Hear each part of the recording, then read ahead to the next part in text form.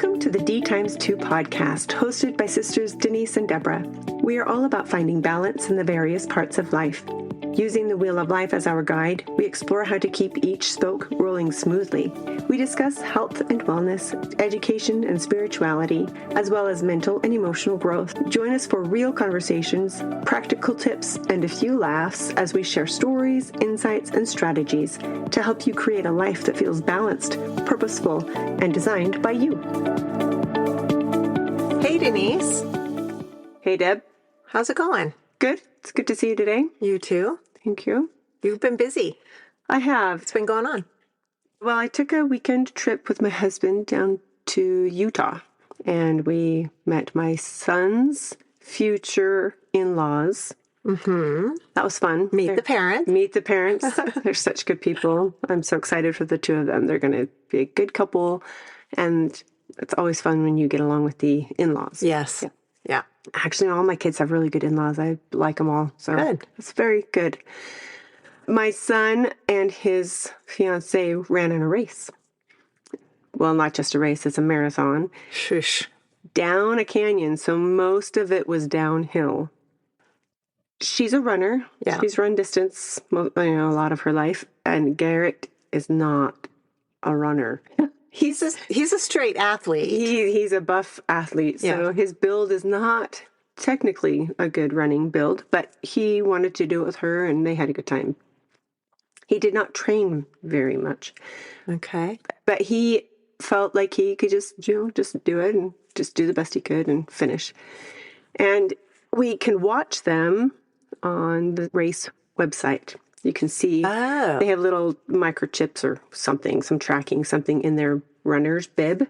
And so you can watch them to see where they are. For their location. Yes. And on the race, because it was down a canyon, you couldn't go up and watch through the canyon, but once they came back down into the city, you could find places to watch them. So we found a place to watch them with the future in-laws, and he didn't know that we were going to be doing that. And so as he was coming up, his pace was really slow, like 10-minute mile, which is not his jam. Right. Well, he's long legs, like he moves quicker than that. Yes. Yeah. And like you said, he is an athlete. Yeah. So we were there along the side watching for him to come, and he was walking, and you could just tell that he was not feeling great. Something was wrong. And so as he got closer, we started cheering for him, and my husband went down and ran alongside him for a little while and got him to run a little bit, but you could tell he was not doing well. So that was about mile 21 out of 26.2, right? Yeah. So then we met him down at the finish line. We drove down and cheered both of them on as they came through the finish line, and they were about 15, 20 minutes apart. And when Garrett came through the finish line, he was running. You could tell he was in pain. Yeah. So then I talked to him afterwards, and after he'd recovered a little bit and could speak in coherent sentences. I can't imagine. I know. I was watching some of those people come off, and just the pain on their face. Yeah. But the determination to finish is impressive to me. Anyways, when he was ready to talk, I asked him, I said, was it helpful to see us on the sideline cheering you on? He said, yes, it helped my mental state so much. And I thought, I've thought about that. Well, all the runners going by, we didn't know any of them. Right. And we would just cheer them on. Yeah. And you could see their faces change and their demeanor just change. Yeah. So he said it helped him a lot, his mental state, to improve it. And he was able to do a little bit more. And I just thought about that in life. We need cheerleaders. Yeah, we do. And we should cheer each other on in life and be there to support each other. It helps more than we know. It helps the other person way more than we know. So cheer people on. For sure. That's the message of my little story. Cheer people on. We all need cheering. Yeah. Yeah. encouragement. Sometimes more so than others, but it's easy to do. Super easy. Good job. Yeah. Way to go. We said that a lot. Good job. Way to go. Yeah. Keep moving. Good job, Gigi. Yep. And that's all it is, right? I mean, people just need keep moving. You got it. A little bit more. You can do it. In whatever form we can give that to people. I think it's important. Awesome. Yeah. I'm glad you were able to be there for him. For them. For them. Yeah. For them. And meet the future in-laws. I'm glad you guys get along. Yeah. Well. It was nice. Cool. So what do you want to talk about today? Today, I want to talk about the mental, emotional, spiritual spoke of our wheel. Okay. And specifically the mental part. Yep. Do you, Deborah, know what a Stoic is? Not really. I definitely couldn't define it. So the Stoics were a school of ancient Greek philosophers, Greek and Roman philosophers. And they developed a practical philosophy focused on living a virtuous life, a rational life, to achieve inner tranquility. So no matter what's going on around you, they believed that you could focus on certain things and it would just improve the quality of your life. Okay. Some of the most famous, we'll talk about two. Well, three. I'll say three. Okay. There are several, but Epictetus, hopefully I'm saying that right. I'm sorry, Epictetus? Epictetus? Yes. Epictetus. Okay. Yes. I'm glad that we don't have those names like that anymore. But that's a tough one to say. So he's one. Seneca is another one. Okay, that one I've heard of. Mm-hmm. And Marcus Aurelius. He's probably the most well-known. Yeah, heard of him. Yes. I want to talk to you about my ice cream I have almost every night for dessert. I started making it about 6 months ago with some of my very favorite protein powder. It's from Equip Foods Prime Protein, and it's one of the safest, cleanest doctor-formulated protein powders that helps to build muscle and shred fat that won't leave you gassy or bloated. That's one of the problems I have with other kinds of proteins. Anyway, it's 100% grass-fed and finished. I make my protein out of their chocolate and their peanut butter. So it's my amazing peanut butter chocolate protein ice cream. It helps me meet my protein goals and taste amazing.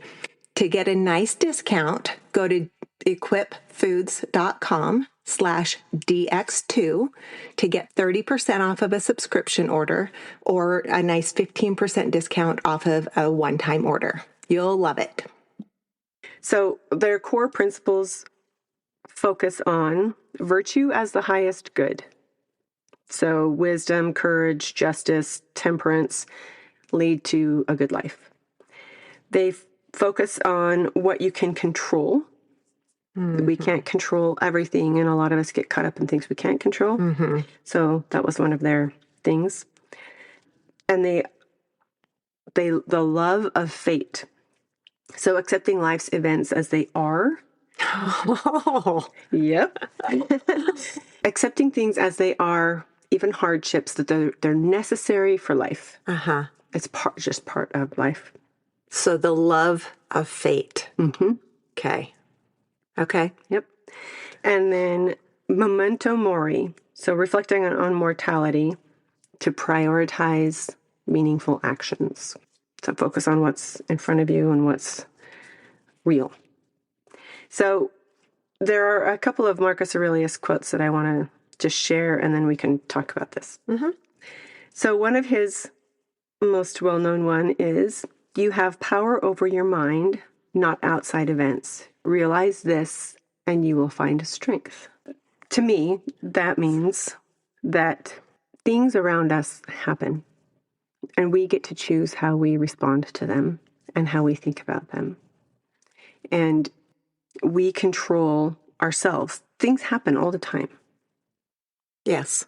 The last year has been kind of a crazy year in the world, and there are wars going on, and we could say the last 5 years. I mean, there's always something. Yes. Sometimes to a larger extent than others, but you're right. Things happen around us all the time. Sometimes things happen to us. Yes. And we can't control everything that happens to us Yeah. and around us. So, but we can control our inner world, and our mind does play a big role in that, how we think about things and feel about things. Have you seen how your mind can have an impact in how you're thinking, feeling, and viewing things? Yes.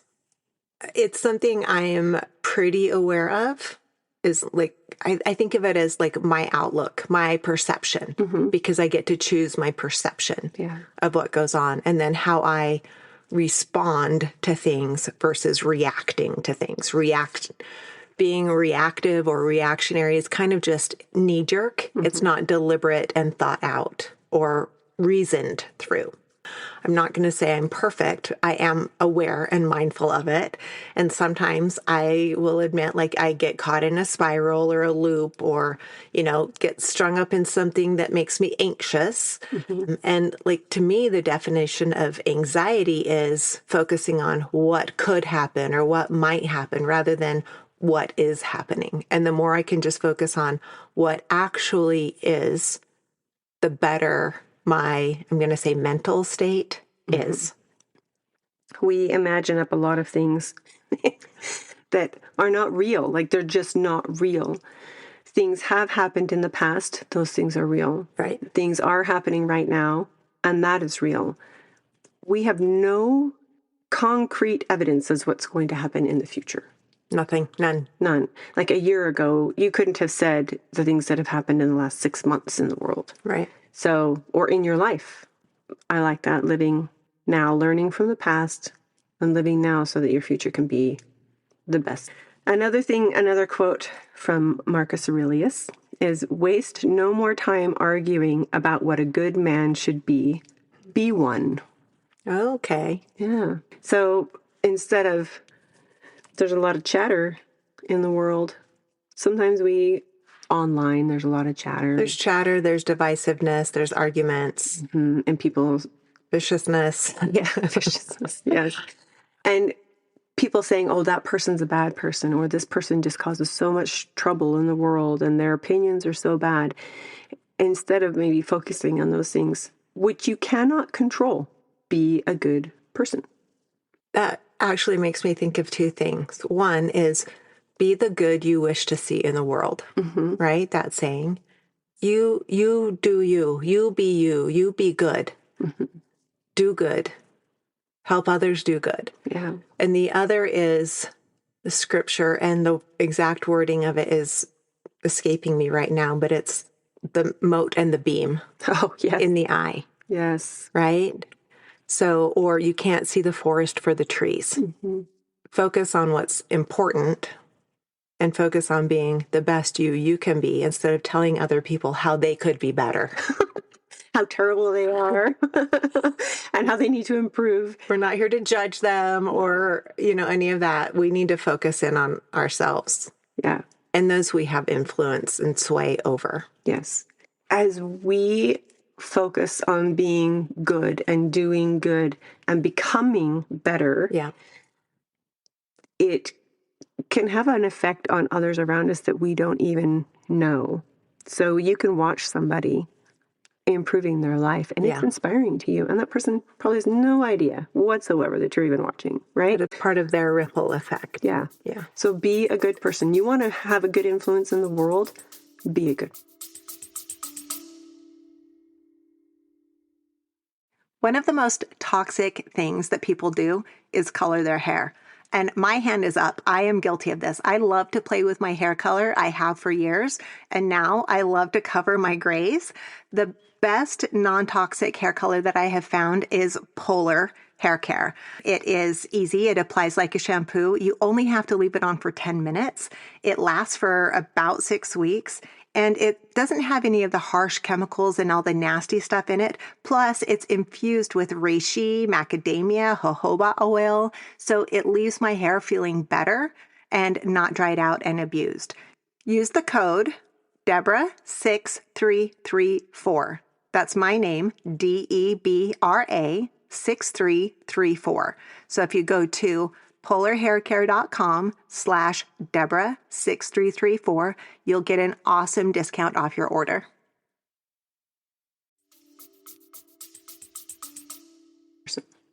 So I want to just say, I think the definition of a good person varies from person to person.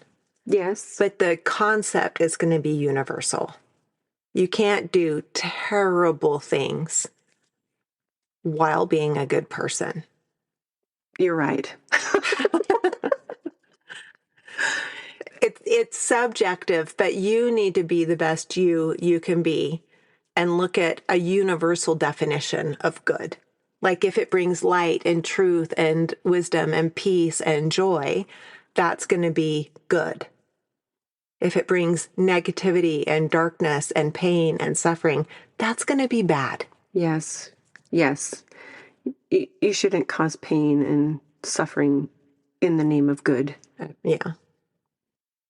Just be kind. Jesus said, love everyone. Yeah. Jesus said, love everyone. Yes. Yeah. I know there's times of war where you're a good person, things happen, it causes pain and suffering. That's aside from this. Yes. But there is the universal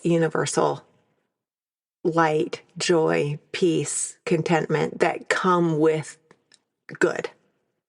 And there is, I think, universal darkness, sadness, despair, pain, suffering that come with bad. You can disagree. I see you thinking it through. I am thinking it through. I think if you wish harm on another person, that is bad. I agree. If you actively cause pain and suffering and death, that is bad. That's not our place. No. Yeah. But if you're helping people to grow, to lift out of poverty, to have happiness in their life, in their own internal world life, those things are good. Yeah. That's what we're trying to do. Yes. Actively trying to do through this podcast. So hopefully you're getting it. Yes. It's coming through. Yes, hopefully. To you, our audience. We love you. Yes, we do. We're trying to help. Here's one that kind of goes along with what we were just talking about. Marcus Aurelius says, whenever you are about to find fault with someone, ask yourself the following question. What fault of mine most nearly resembles the one I am about to criticize? Ah, that's the moat and the beam. Yes, it is. Yes. Yeah. So I don't know about you, but I have plenty of things in my life that I need to overcome, correct, polish up. None of us are without fault and weaknesses. Yeah. And so to point out others' faults and weaknesses, like what do you have that's close to that? And should you say something to them about it? Or can you improve yourself and maybe they can see that reflected in you and in them, and maybe they'll improve it themselves. Ultimately, it's up to them. Right. Right. So our faults are ours to correct. The moat and the beam. So do you know what a moat is? It's a tiny speck of dust. Yes. And what's a beam? It's a large chunk of wood. Yes. So the parable is shared in the New Testament by Jesus, and he's talking about people finding fault with others. And one person says, let me get that mote out of your eye, but there's a beam in their own. Like, we can see faults of others, but can you see your own fault? I think that's kind of what this quote from Marcus Aurelius is saying. Yeah, so. I agree. Okay, enough on Marcus Aurelius. He was great. I think he's probably the most well-known. Yeah, I've known of him. I've known of some of his works, but I didn't realize he was in the classification of a Stoic. Yes. Yeah, so thank you for educating me on that. Yeah, you're welcome. Okay, so we're going to Epictetus. Uh-huh. If he hears me, I hope he forgives me for saying his name wrong. But that's what it looks like. Okay, this one I think causes a lot of trouble in the world, and in people's lives, individual lives. Epictetus says, man is not worried by real problems so much as by his imagined anxieties about real problems. It goes back to our live now. You can't do anything about the future. And when we think about I want to go for it. Fix that. Okay. Because we can do something about the future. We just can't control the future. Yes, the future's not fixed. Right. So when we have imagined things about the future, it causes us anxiety. You talked a little bit about that. Yeah. So what if I do this, what if this happens? Or if my child doesn't participate in this ultimate elite sport, they're never going to get into college.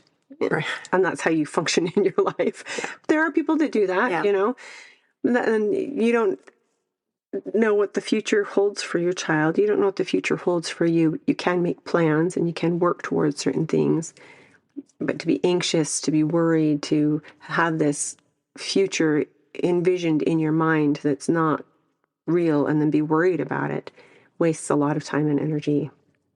And it really takes a toll on a lot of people's mental health in general. I know people who are actively trying to prevent against all negative eventualities that may happen in their life. They call it being prepared for the worst. Okay.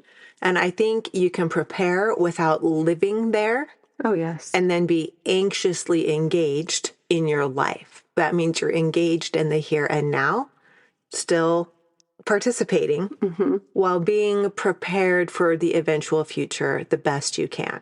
But also, what you think about, you bring about. Yes. So the more you focus on the bad things that could happen, you actually attract them into your life. Yes. So think about shoring up your hedges, like shore up your banks, and then get on with your life.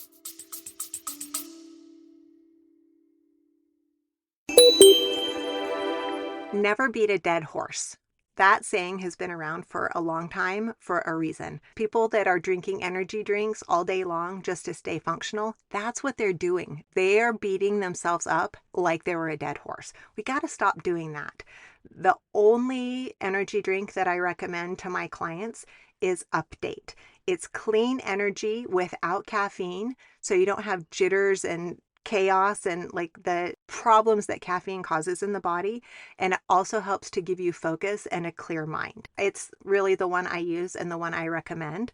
To get a discount off of your order, go to drinkupdate.com and use the code DX2. That's D times 2. That's us. So drinkupdate.com, and then the code for your discount is DX2. Life. Live your life. Be in your life. Do good in your life. And come what may. Yes, I agree. You do have to prepare. You don't just spend all the money you made today. Right. Save some for later. Save some for later. And same goes with exercising. You're not exercising just lose 15 pounds today, because that's not going to happen. No. But you exercise for your future health. And for your longevity. Yes, so that you can live a productive, healthy life till you are snuffed out and gone. So what you do today will affect tomorrow and the next day. But don't live in the future where you don't know what's going to happen. Any more than you live in the past. Yeah. Be in the precious present. The precious present. Awesome. Okay, I have one more I want to share. Okay. Epictetus says, it's not what happens to you, but how you react to it that matters. It goes back to external forces and internal forces. Things happen to us all the time, all day, every day. Things we can control and things we can't control. Yeah. Somebody says something mean to you, you get to react how you want. Somebody says something kind to you, you get to react how you want. Somebody cuts you off in traffic, you get to react how you want. Somebody cuts in front of you at the line at the grocery store, you get to react how you want. Dr. John Demartini talks about this principle a lot. I think that's probably what his program is designed around. He's so wise. Yes. So he talks about events in our life are just events. which is what Epictetus is saying here. Events are events. We get to decide what comes next. We assign their importance and what the meaning of them is. Yes. So Dr. DeMartini talks about how there are some hard things that happen in life, and you can make them terrible in your life, or you can use them to build good in your life.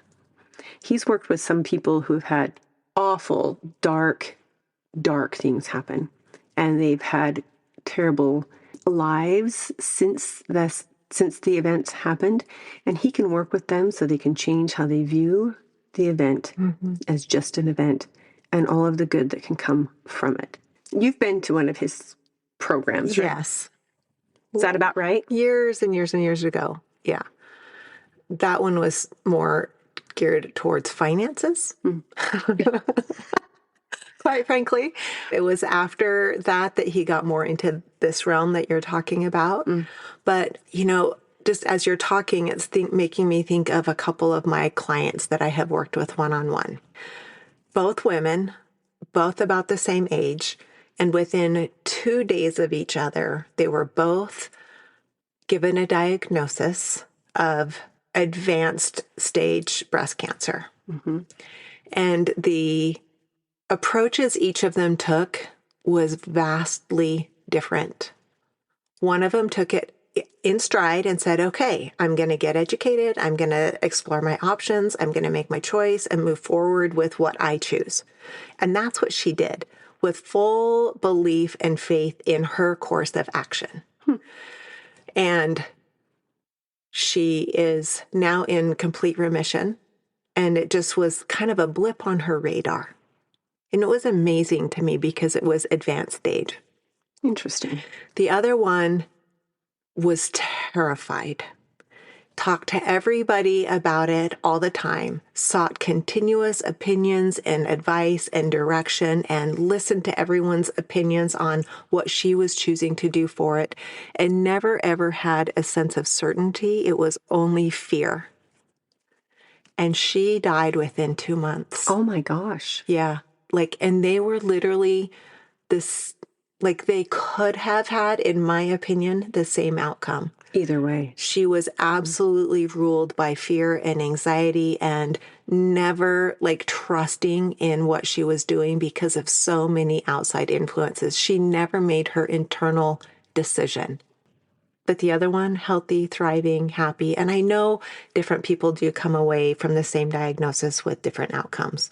But the approach each of them took, and the fear and overwhelm and uncertainty compared to the firmness and belief in direction between the two, was really something for me to watch.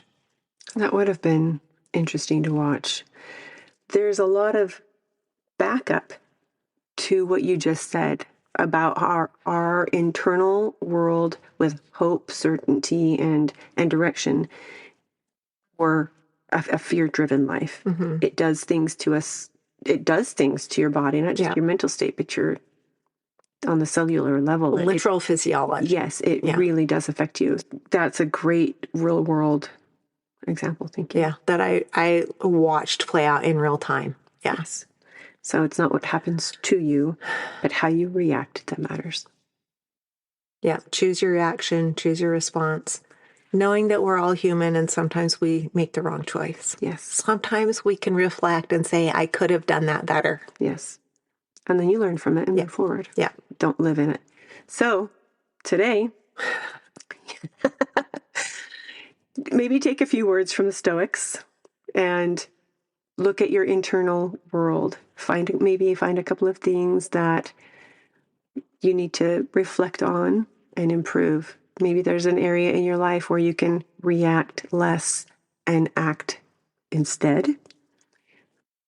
Yeah. Change your view on some things about it's not somebody else's fault. It's some things are really in your own head. So what in your own head can you improve and correct? Take some action on it or give it some thought, analysis, pondering. Yeah. Yes. Think about it. Be intentional about things in your life, how you react and think and feel. Awesome. Thank you. So if you liked this episode, if you found anything valuable in it, please share with a friend, family member, someone, anyone who you might think would enjoy this episode. And leave us a review. It just takes a second, but it really helps us to be able to reach more people. And if you leave comments, you can tell us what you love and maybe what you didn't love, and we can take it in love. What you would like to see more of or hear more of. Yep.